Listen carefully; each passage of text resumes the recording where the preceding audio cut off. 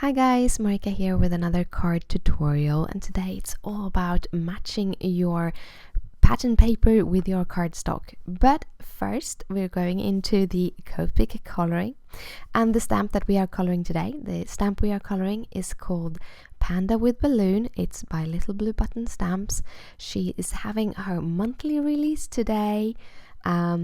Little Blue Button Stamps have a monthly release. Every month she releases a bunch of new images which are super adorable, and today I'm coloring this little panda because he's adorable. I'm using my natural grays today because I haven't used them in a while, and I thought it would work awesome with a panda because they are a little bit cooler than the toner ones, so I like them.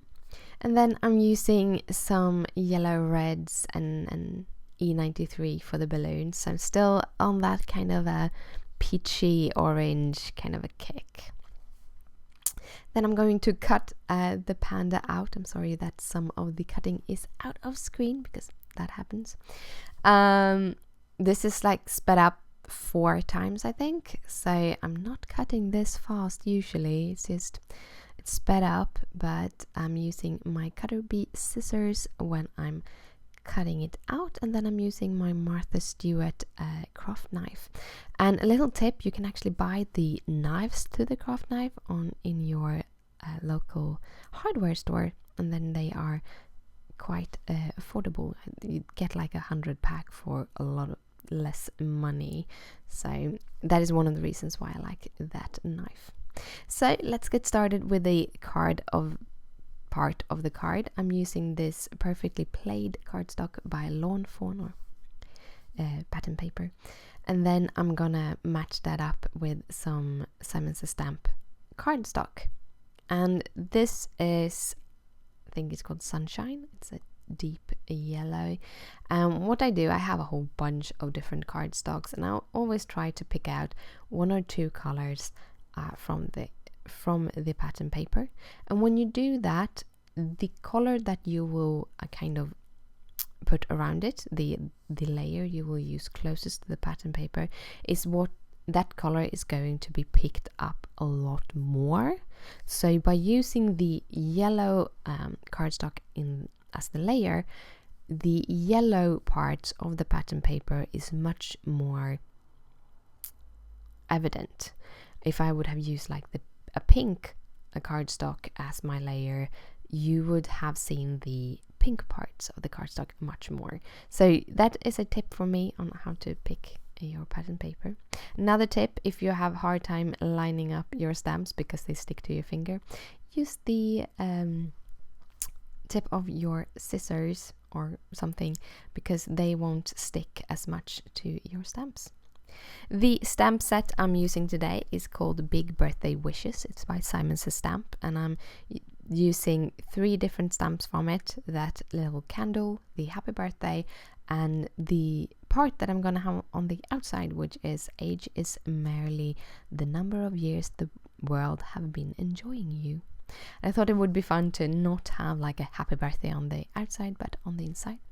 I'm using some mustard seed distress ink for the stamping because I don't want it to be sharp. I don't want it to stand out that much. I want it to kind of be a background, and then you can actually write over it if you want to when you write into your card.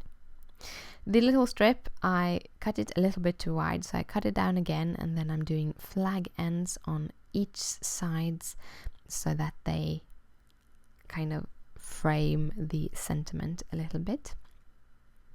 I love using flag ends on my sentiments. It's a lot of fun. And then I'm just going to put it together. So I'm starting with the inside today. I have done a card base to fit the panda and the sentiment. So I kind of lined up the panda and the sentiment on when the sentiment was on the acrylic block, and then I kind of figured out how wide I wanted it to be. So this is 2 3/4 by 4 1/4, the card base, and then I just decremented with 8 inches, so to kind of make the layering And then I just put everything on. I used some 3M Scotch foam tape to lift the Panda up and give that natural little shadow to make it stand out a little bit more against that kind of strong and bold pattern paper. To finish it off, I'm using my Wink of Stella on top of my little balloon here, and then I'm going to cover my little balloon with some glossy accents. And when you do this, I have some tips. One is start by going around the outer edge of your image if you're going to fill something as big as this, and then you just use your tip and push at the bottle to get out and get an even amount of glossy accents all over it. As usual, the glossy accents is a little bit cloudy when you add it, but it will dry clear. So we'll get kind of that shiny enamel dot kind of part.